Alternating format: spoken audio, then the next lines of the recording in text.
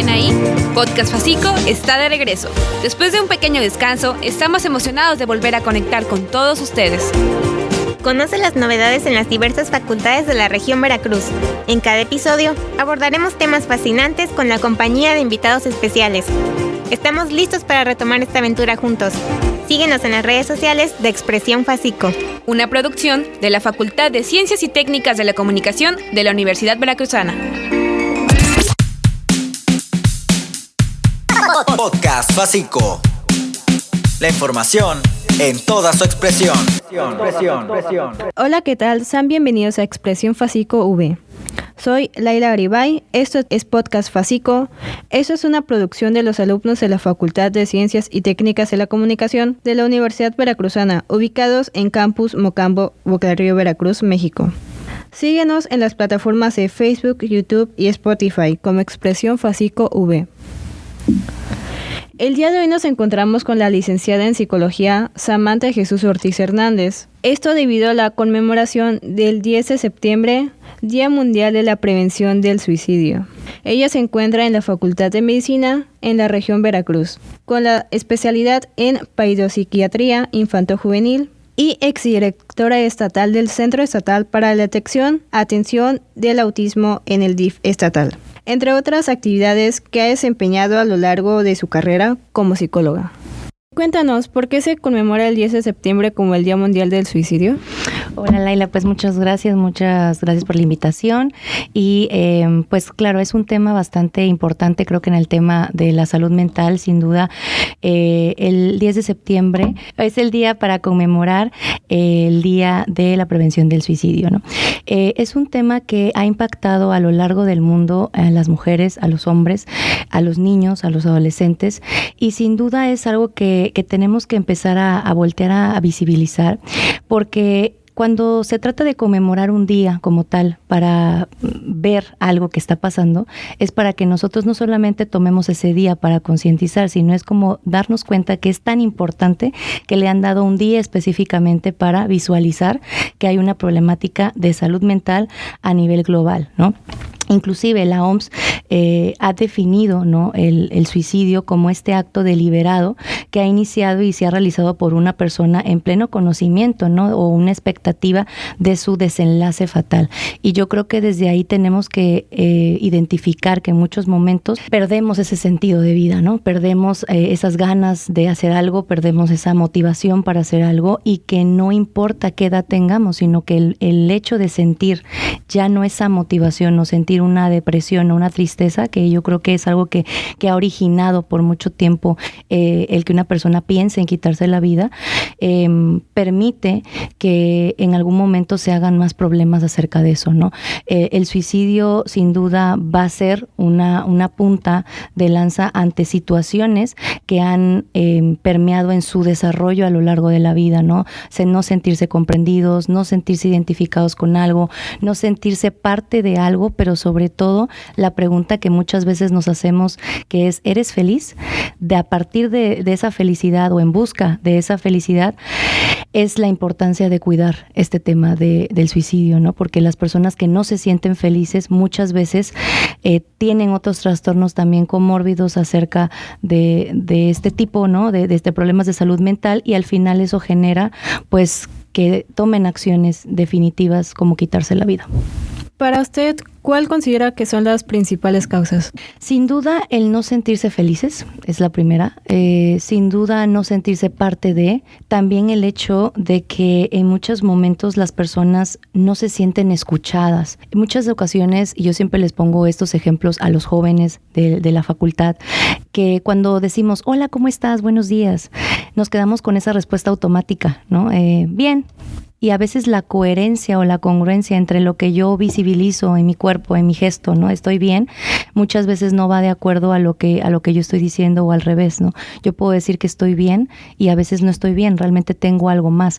Entonces creo que una de las situaciones que va generando estas causas sin duda es el no sentirse el sentirse solos, el no sentirse escuchados, el tener un cúmulo de problemas que a veces pueden ser mínimos para muchas personas, pueden ser algo que podemos podemos decir, ay, por eso estás así. Ejemplo básico, ¿no? Te terminó el novio, pero sí hay más chicos, ¿no? ¿Por qué solamente te pones mal por este chico? Bueno, porque para esta persona, esa persona es muy importante y le da un valor, una importancia, un significado. Y eso hace que las personas vayan enfocadas a minimizar sus propias emociones, ¿no? Otro punto clave también es eso. El no visibilizar y no conocer lo que sentimos, ¿no? Vivimos en una sociedad en donde nos dicen cómo debemos de actuar, cómo debemos de responder, cómo debemos de vestirnos, cómo debemos de responder ante ciertas situaciones y perdemos de vista que los valores no pasan de moda, ¿no? Los valores no son una moda. El ser empático con las personas no deja de ser algo importante, sin embargo, no le damos esa prioridad. Entonces, factores asociados también a una comorbilidad diagnóstica. ¿Qué quiere decir esto? Que existen más factores o más diagnósticos en una sola persona, ¿no? El hecho de que tengan un trastorno como la ansiedad, como la depresión, como el consumo de sustancias en las fiestas, cuando van a convivir, porque es algo que les toca a su edad, convivir y salir de antro, de fiestas, en reuniones. Generalmente existe muchas veces en esas reuniones el consumo de alcohol, tabaco y otras sustancias, y ese conjunto o suma de factores hace que sea más vulnerable que una persona pueda recaer o pueda pensar más en ciertos pensamientos suicidas o pensar en una planificación suicida, ¿no?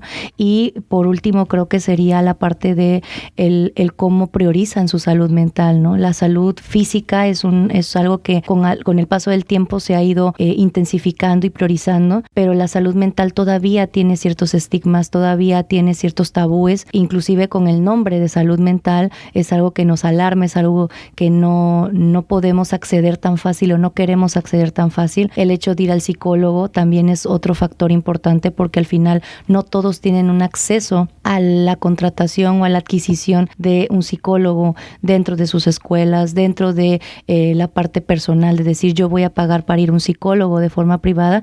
También es algo que influye en que las personas no puedan sentirse seguros de comunicar algo que les está pasando y acumular tantas emociones y tantos sentimientos que llega un momento en el que esto detona y al final caemos en una acumulación emocional y un desbordamiento, ¿no? Que es lo que pasa cuando muchas veces decimos, es la gotita que derramó el vaso porque ya no aguanto más, ya no puedo más. Sí, claro, yo opino que este es un tema muy delicado, pero también estoy de acuerdo que la vida se divide en etapas, entonces, ¿en qué etapas y en qué momentos es cuando se da más esta decisión? Generalmente es en la parte de la adolescencia, ¿no? Y en esta parte de la adolescencia y es porque estás pasando por muchos cambios, ¿no? Tú acabas de mencionar algo bien importante que son etapas. Generalmente nosotros pasamos por etapas del desarrollo, ¿no? La niñez, ¿no? Esta parte de la infancia, esa parte clave en donde el niño va construyendo su identidad, su seguridad, y tenemos un problema a nivel también mundial que es esa situación de cómo los niños a tempranas edades se sienten abandonados, tienen heridas en la infancia, que eso también influye en que el día de mañana ellos vean la vida de una forma muy particular y que ellos aprendan a ser positivos o no. Entonces, definitivamente es en la adolescencia y obviamente también en la parte de la adultez joven, ¿no? En esta parte ya terminal de que pasas de ser ya un adulto joven y ya empiezas a visibilizar otras situaciones, otros conflictos, otras obligaciones que tienes que hacer o debes hacer y que se van complicando en la forma de cómo tú gestionas las emociones, ¿no? Pero sin duda creo que en este rubro que tú acabas de comentar, si las personas cuidaran más a los niños, cuidaran más a esos adolescentes, validaran más emocionalmente lo que ellos a veces para ellos es muy importante y para un adulto ya no es tan importante. Desde ahí empieza la familiaridad de cómo aceptar que tengo un problema, cómo aceptar de que ya no puedo gestionarlo solo, sola, cómo gestionar que hay emociones que a veces no sé ni cómo se llaman o sentimientos encontrados que a veces no identifico con mis emociones y eso muchas veces me llevan como persona a cometer conductas, ¿no? Conductas que a veces si preguntamos en un estado de felicidad, pues diríamos no las voy a hacer, pero cuando estamos con una serie de problemas que a veces son más de uno, decimos ya no quiero estar aquí. Pierden el sentido de vida, pierden el sentido de querer estar en un lugar. Cuando una persona intenta atentar contra su vida y esta falla, ¿lo vuelve a intentar?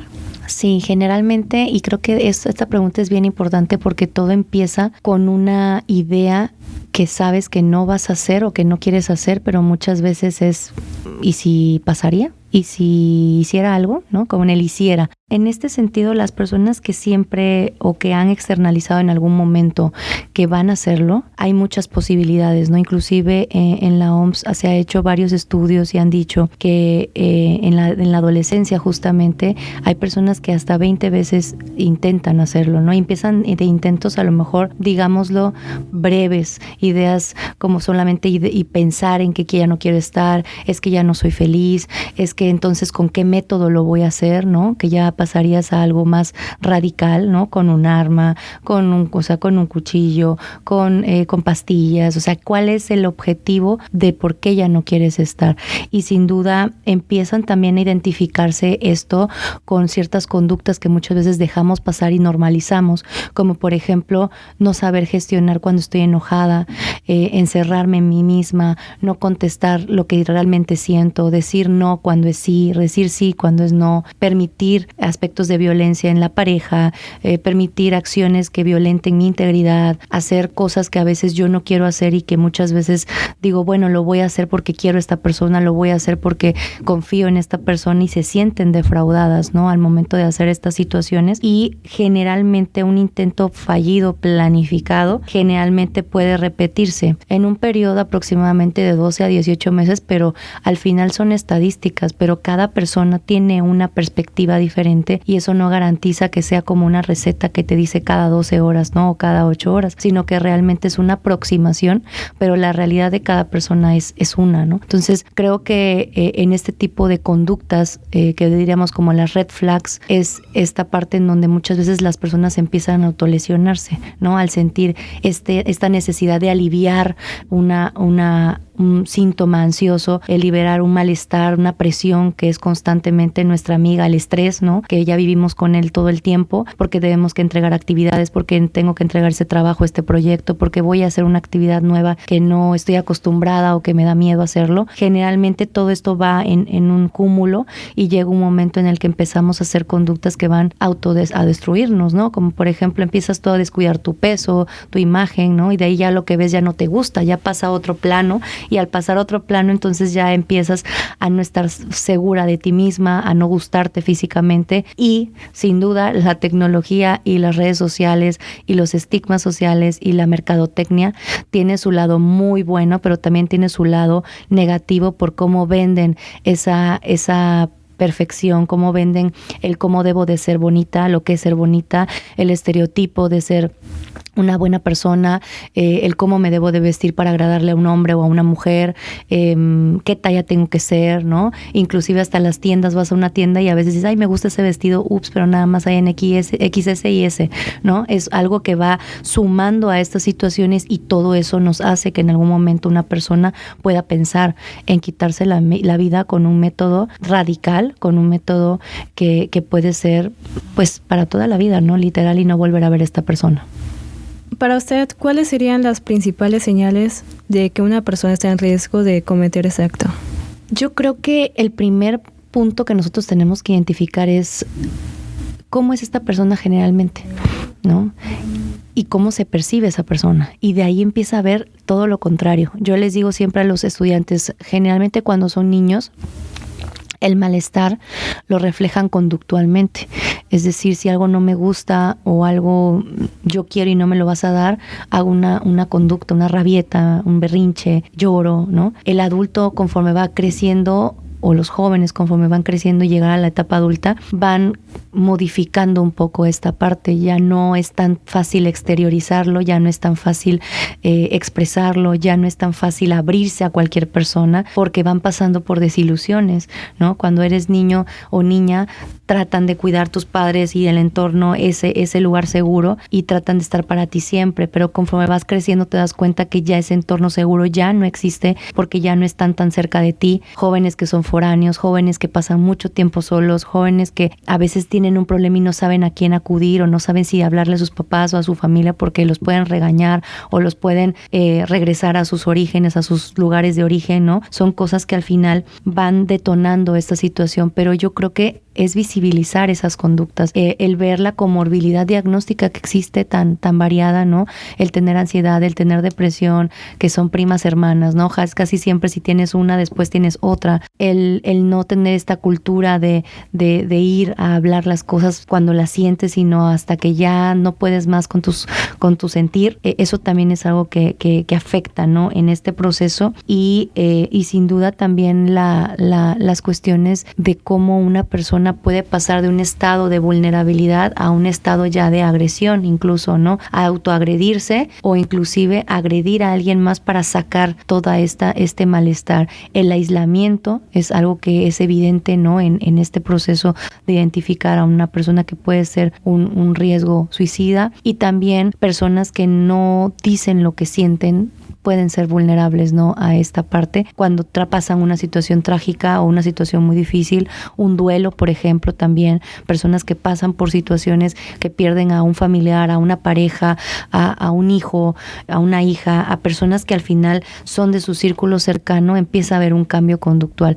Pero sin duda el observar las conductas de cómo estás y después cómo vas evolucionando a lo largo de tu día y de tu vida es una banderita que muchas veces nos da mucha información, y a veces ignoramos que no hay una congruencia con lo que me dice que está pasando esta persona, que está feliz y se muestra físicamente feliz, pero internamente está apagado, solo, sola, apagada, ¿no? Y eso es algo que al final la soledad puede ser una muy buena amiga para reflexionar, pero muchas veces en un estado de vulnerabilidad y de padecimientos de salud mental puede ser un arma letal para perder la vida. Más que nada, las emociones juegan un papel muy importante en la vida, pero usted, ¿qué le recomendaría a todas esas personas que no saben gestionar sus emociones? Que normalicemos primero que no somos personas perfectas, que somos seres humanos que tenemos muchísimas emociones y que a veces no sabemos ni cómo se llaman, que busquen en internet por ahí, hay muchos formatos de ruedas emocionales en donde ustedes pueden visualizar que de una emoción primaria, básica, como la alegría, el enojo, pueden desencadenarse más emociones y que tienen muchos matices, ¿no? Estas emociones. Yo puedo estar enojado, pero ese enojo se puede convertir también en ira, en furia, y eso es parte de la misma emoción, ¿no? Que normalicemos que existen emociones positivas y emociones que, aunque no las veamos no positivas, tienen una función, que en este caso la clasificación pues sí maneja emociones positivas, negativas. A mí realmente no me gusta usar el término de negativas, porque hasta las negativas tienen una función específica para nosotros, que es mantenernos alerta, que es mantenernos a salvo de ciertas situaciones, es para detectar que algo no está bien, pero que no crean que son los únicos que no pueden gestionar, que ellos en verdad se escuchen. Esa es la primera parte, ¿no? Escucharnos, no compararnos. Todos pasamos por un proceso de que no sabemos qué nos pasa. Ese es el primer paso, no darte cuenta que tienes es algo maravilloso, porque te permite saber que algo no anda bien contigo, ¿no? Y también el hecho de identificar cómo voy a expresar estas emociones, ¿no? ¿Por qué me cuesta trabajo? ¿Cuál es el origen? Recordemos que muchas veces cuando ya detectamos una problemática de ideación suicida o de un intento suicida, generalmente es porque ya hay una serie de cosas pasadas y que estas cosas pasadas muchas veces las guardamos. Entonces, en ese sentido, las personas debemos tener esa aceptación de que tenemos un pasado y que a veces ese pasado no nos gusta, no elegimos ese pasado, muchas veces no elegimos a lo que queremos vivir, pero si nos enfrentamos a esta situación y pedimos ayuda, que esa es la parte clave, ¿no? Pedir ayuda. Ustedes tienen como seres humanos, y inclusive la OMS el año pasado el tema, el legado, o uno de los eslogan principales de la salud mental en esta conmemoración era precisamente que la salud era un derecho universal, ¿no? Que la salud mental también forma parte de este derecho universal y que tenemos que aprender a solicitarlo, a buscarlo, que cuando yo no sienta qué me pasa a lo largo de la vida, ustedes van a encontrar a personas como académicos, sus tutores académicos, amigos que realmente son amigos, que están para escucharles, que pueden buscar ese recurso de salud mental externo para poder ayudarles. ¿Y cómo podemos ayudar a esas personas que piensan con suicidarse? Es una responsabilidad muy grande el hecho de que te toque vivenciar que una persona está mal, ¿no? Y yo creo que lo primero es capacitarnos, crear una conciencia de capacitación en la parte de riesgos psicológicos en este sentido, que a los que nos enfrentamos día con día, capacitarnos en emergencias psicológicas, ¿no? Aunque no seamos psicólogos, aunque no seamos alguna persona de salud, el hecho de poder tener esta herramienta de saber a ver qué le está pasando, acercarme, escucharlo, que esa es la parte que el ser humano le cuesta mucho trabajo, y a veces dicen, pues sí, yo lo escucho, sí, tú lo escuchas, pero no estás validando lo que él te está diciendo, ¿no? Y validar significa que estás en una escucha activa, que no tienes que tener la respuesta a veces a lo que te está diciendo, pero que tienes que aprender a comunicarle que si él necesita o ella necesita un apoyo, que tú vas a estar ahí, que a lo mejor no son amigos, no son amigas, pero que si necesita algo y no tiene con quién hablar y no tiene con quién decirlo, que puedes ayudarlo, que si no quiere estar solo o sola, tú puedes estar ahí para invitarle a caminar, a dar una vuelta, a ir a comer juntos. Al final es el proceso de sentirse validado. Cada situación es diferente. No habría una forma específica para poder ayudar a las personas que tienen este problema o este conflicto emocional, ¿no? Que puede detonar a perder la vida, como es el suicidio. Pero sí creo fielmente y firmemente que al final el hecho de validar emocionalmente a la otra persona, el escuchar, y el que si yo no puedo gestionar algo y yo veo algo, visibilizarlo con una persona que sí pueda, ¿no? Acercarme a un maestro y decirle, maestro, vi a mi compañero, vi a mi compañera que está mal, lo vi llorando en el baño, lo vi llorando en un pasillo, no sé qué hacer, no le pude decir nada, pero creo que está mal, ¿no? Hoy en día hay muchas líneas de ayuda, ¿no? Gratuitas también para que es una emergencia como tal, y acuden al llamado en el sentido de que a veces hay una emergencia psicológica, ¿no? Y entonces dices, hablas esta línea de ayuda, pueden estabilizarte, son psicólogos, son personas que tienen capacitación para intervención en crisis y logran estabilizar en ese momento a las personas, ¿no? Inclusive llamar al 911 y que ellos te comuniquen a una línea de ayuda, el que puedas también tener algún recurso dentro de la facultad, algún psicólogo, algún pedagogo, algún docente, algún tutor, son acciones que son de manera corta e inmediata y son con las que cuenta cualquier escuela, pero sí implicarnos en el ayudar. No es responsabilizarnos, sino en ayudar, y ayudar a veces no tengo que tener la respuesta a algo, a un problema, ni le voy a quitar ese problema a la persona para que se sienta 100% bien, pero el hecho de que pueda sentirse validado y sentir que no está solo y sentir que lo voltearon o la voltearon a ver porque se sentía mal, eso como ser humano te hace sentir importante y te hace sentir que no eres uno más. Inclusive muchas de las frases que las personas dicen o piensan cuando ya quieren quitarse la vida es, ¿qué va a pasar si yo no estoy? Ya nadie lo va a sentir, todo va a seguir igual, no se detiene la vida por mí, ¿no? Son frases que al final hablan de mucha desesperanza, hablan de que no somos indispensables, que somos sustituibles, pero que somos un número, que somos un personal, que somos un alumno, que somos una matrícula, pero realmente humanizar a la población, creo que ahí tenemos un factor clave en la psicoeducación con este tema, ¿no? Del suicidio, el poder normalizar que sentimos, el normalizar que no estamos bien, pero visibilizar que se vale sentirse mal en vez de taparlo y que se vale también pedir apoyo en esta parte. Y respecto a la pandemia, ¿cómo diría usted que fue antes de la pandemia en este tema y después? Una pregunta bastante difícil. Antes de pandemia siempre ha existido el suicidio. Sin embargo, por cuestiones a veces estratégicas, en muchos sentidos, en diversos temas, se tapan que existen esos suicidios, ¿no? Y se disfrazan con notas como, por ejemplo, se cayó y se ahogó. No sabía nadar y se ahogó. Tenía puesta alguna máquina y falló la máquina, ¿no? Generalmente esta situación de salud mental antes de la pandemia ya se había visibilizado, ya había gráficas terroríficas, ¿no? En donde a veces veíamos, ¿no? Que en los niños, por ejemplo, de 5 a 14 años, a veces había suicidios de 28 decesos, ¿no? En algún momento. En Veracruz también tenemos unos problemas con referente a violencia que van detonando también el que una persona pierde ese sentido de vivir.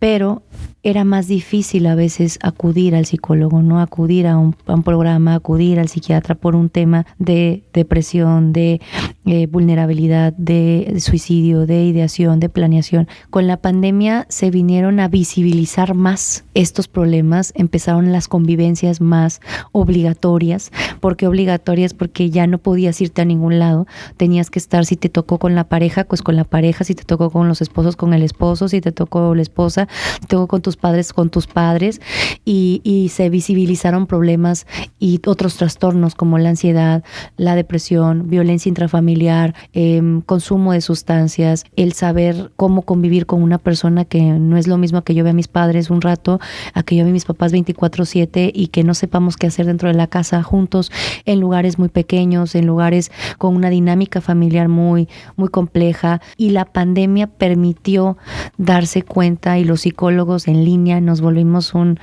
top, ¿no? Porque al final era la única forma de poder dialogar con ellos o con ellas a través de una pantalla, a través de un teléfono, pero sin duda la demanda subió mucho más, ¿no? Los problemas de salud mental se incrementaron, los trastornos comórbidos, es decir, que no nada más había un diagnóstico, sino había más, se volvieron más frecuentes, y encima se agregaron estas fobias sociales, esta falta de interacción, esta dificultad para comunicarme, esta dificultad para sentirme parte de un grupo, esta dificultad para expresar que esto no me gusta, que esto sí me gusta, que me ven feo, que no quiero que me miren, que tengo que hablar en público, cosas que ya en algún momento habían pasado, pero se sublimaban y lograbas hacerlo, ¿no? Tengo miedo a exponer, sí, pero hablabas y ni modo, pasabas y te sudaban las manos, pero pasabas a exponer. Ahora ya se volvió ya un trastorno, una fobia, ¿no? Que te impide sentir esa potencia o esa confianza para poder enfrentarlo, y lo evadían, ¿no? Los jóvenes. Y hoy en día, sin duda, ha sido algo bueno que la pandemia nos dejó de poder visibilizar más y atender más, pero eso también abrió una cajita en donde nos permite ver que hay muchos factores que se necesitan ser atendidos en las cuestiones de salud mental, y que por lo tanto la demanda de psicólogos, psiquiatras, debido a esta comorbilidad de trastornos, hace que sean de manera urgente y prioritaria, lo cual a nivel laboral creo que fue algo muy bueno también, porque los psicólogos estamos en el top de demandas de que todos necesitan un psicólogo a su lado o en el entorno, pero sí fue algo muy, muy grave en cuestión de la comorbilidad y de la perspectiva de cómo abordar ahora un problema. Ya no solamente suicidio, ya no solamente es no tengo ganas de vivir, sino ahora es autoestima, suicidio, estrés, ansiedad, depresión, todo, fobias, consumo de sustancias, o sea, es como una situación más grande. ¿Usted diría que se incrementó los casos de suicidio después de la pandemia? Sí, sin duda sí, y incluso en cuanto al acumulado anual, por ahí en unas estadísticas, ¿no? del INEGI, por ejemplo, en el 2015 se registraron 6,285 suicidios, por ejemplo, ¿no? Lo que representaba una tasa de 5.2 fallecidos por cada 100,000 habitantes. Sin embargo, conforme fue subiendo o conforme fue pasando la pandemia, se fueron incrementando, y en el 2023, o sea, lo que llevaba del 2023, se registró un total de 206 suicidios en la red hospitalaria, y ahí salió otro lado en Veracruz, y en Veracruz en 807 personas en los últimos 3 años se han quitado la vida, o sea, un 82.3% fueron hombres y un 17.97% afectó a mujeres, aproximadamente 145. Esto solamente de Veracruz. Entonces, y aquí es donde vivimos. Entonces, las gráficas del INEGI o la cifra del INEGI del 2015, que eran 6,285 suicidios, fue a nivel general, global. Pero si aquí estamos hablando de una estadística estatal, quiere decir que toda esta problemática de salud mental, esta problemática de muerte va incrementando. Y ya en el 2019, por ejemplo, que fue justo en pandemia de 2019 a 2021, en Veracruz se registraron 265 fallecidos por suicidio. En 2020 se sumaron a 289 suicidios, y en 2021, que ya es como casi la colita, ¿no? de la pandemia, el suicidio cobró la vida de 253 veracruzanos más, ¿no? Entonces, al final va en aumento, es una cantidad excesiva de personas que van aumentando la idea de ver una opción como terminar su vida, acabar con el problema, ¿no? Y lo peor también es que cómo quedan las familias, ¿no? Después de todo esto, cómo queda un hermano, una hermana, un novio, una novia, un compañero, una compañera dentro de la facultad que dices, yo me porté mal con él, ¿no? Ahora se queda el problema, no solamente la persona se va y deja un vacío, sino que también se queda un problema de salud emocional en las personas que tienen el contacto con una pérdida, ya sea cercana o ya sea no tan cercana. Bueno, respecto a las gráficas, México en comparación con otros países como Corea es el primer país con suicidios. México es uno de los países, si no es que el país con menos suicidios. ¿Qué es lo que usted piensa que en comparación con estos países que México está haciendo bien en comparación con Corea o con otros? Es una pregunta y un arma de doble filo, pero estos países que tú mencionas, sobre todo Corea y por ahí me parece que había otro país que no tengo el dato en este momento, no recuerdo cuál era, que era Hungría o era Finlandia, no recuerdo. En uno de estos países estaban haciendo justamente algo que ningún otro país ha hecho, que es crear programas destinados para una formación continua, es decir, no se interrumpen, tienen un fideicomiso específico cada año para esta promotoría, hacen charlas psicoeducativas, hacen foros gratuitos, tienen espacios destinados para atención gratuita, tienen espacios destinados para formar a las familias, hacen grupos de ayuda mutua, ¿no? Hacen grupos de salvamento, hacen grupos de prevención. Al final, creo que la base es por ahí una psiquiatra que yo admiro mucho que se llama Marian Rojas, dice en una de sus charlas que comprender es aliviar. Yo no puedo comprender algo si al final no me enseñan cómo hacerlo. Como país tenemos expertos en la materia de salud mental como no tenemos una idea, y cada persona hace una acción en su flanco, ¿no? Todos los que estamos en el ámbito de la salud aportamos con un granito de arena dentro de nuestras consultas privadas, dentro de los programas de salud mental de las facultades, dentro de capacitaciones, congresos, ayudas altruistas que a veces hacemos, conjunto con asociaciones, etcétera. Pero al final es uno de cada cuanto, ¿no? Es difícil juzgar lo que no hacemos, porque al final si nos comparamos con cualquier otro país, podríamos decir lo primero es, claro, es que el gobierno no nos da dinero, sería lo primero que escuchamos coloquialmente, ¿no? Decir, pero el dinero no solo es el problema, es una cultura que hay que crear, es que en otros países la salud mental desde preescolar se inserta, ¿no? Desde que llevan una experiencia educativa con algún tema de cómo gestionar mis emociones, la salud emocional, cómo evitar normalizar violencia, cómo hacer talleres en los peques para no solamente pasar una cartulina y inculcar valores, respeto, solidaridad y que se quede en la cartulina, ¿no? Acciones que hacen con sus compañeros, con sus compañeras. Creo que esa es la parte clave de todo esto, ¿no? Que cada quien acepte que somos responsables de que la salud esté así en nuestro país. A veces tenemos que dejar de echarle la culpa a alguien más, sino preguntarnos ahora, ¿tú qué estás haciendo por la salud mental? ¿No? Aquellos que nos están escuchando ahora con esta breve charla, pregúntense, ¿qué están haciendo por la salud mental?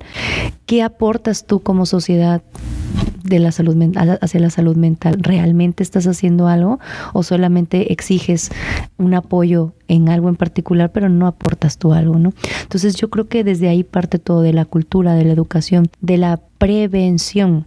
Nosotros tenemos una cultura a veces de actuar ya de forma asistencial, ¿no? Ya pasó, pues ya ahora hay que subsanar todo lo que ya ha pasado en la población, todas las heridas que ya han tenido las personas desde hace tiempo atrás, y la realidad es que eso no debería pasar. Tendríamos que actuar desde un campo formativo, desde un campo preventivo, desde concientizar y armar a las personas con ese conocimiento y que sepan por qué sienten eso y que sepan que es válido sentirse mal y que sepan que es válido tener miedo a enfrentar algo, que se enfrentan a una lucha también de trabajo, de poder, de competitividad, ¿no? Y que eso les va a generar miedo, pero desde ahí partir, ¿no? Desde una inteligencia emocional, conocer esa inteligencia emocional, manejarla. Entonces creo que eso sería como esa parte clave. Claro, la inteligencia emocional es muy importante y yo creo que se ha visto visualizada más en los últimos años gracias a las redes sociales. Antes no había tanta información de este tipo. Y bueno, como último, ¿qué nos podría recomendar o qué nos podría decir a todas las personas como un consejo? Retomo un poquito lo que dices. Aprovechen este contacto con la tecnología. No es mala, ¿no? Aprovechen las redes sociales. No son malas, nos facilitan muchas cosas, sabemos muchas cosas, nos ahorran leer algo que de hojas, de páginas, nos los resume. Pero al final, el hecho de que ustedes vean contenido que tenga un sustento real, ¿no? En vez de seguir a cualquier persona que no tiene ni formación en salud mental, pues sigo a un psiquiatra, sigo a un psicólogo, sigo a un médico que se forma, sigo a alguien que me pueda dar esos tips, ¿no? Que a veces con solo ver un TikTok de 30 segundos me deja una enseñanza más que una maestra que está 1 hora hablando, ¿no? ¿Por qué? Porque no le presto atención o porque ignoro lo que me está diciendo. La inteligencia emocional es algo que debemos de empezar a desarrollar, pero a formar desde que somos pequeños, ¿no? Y que empecemos a hablar de las emociones, evitar decir, ¿qué tienes?